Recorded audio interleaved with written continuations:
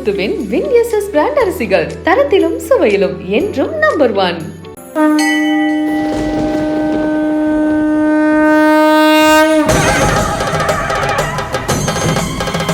ராணிப்பேட்டை அங்காள பரமேஸ்வரி அம்மன் கோயிலில் நடைபெற்ற மயான கொள்ளை திருவிழாவில் 1000த்திற்கும் மேற்பட்ட பக்தர்கள் கலந்து கொண்டனர்.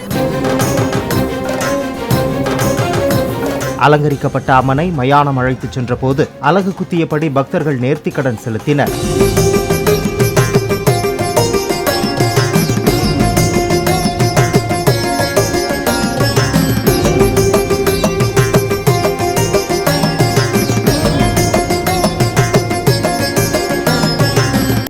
முத்துவின் வின்எஸ்எஸ் பிராண்ட் அரிசிகள் தரத்திலும் சுவையிலும் என்றும் நம்பர் 1.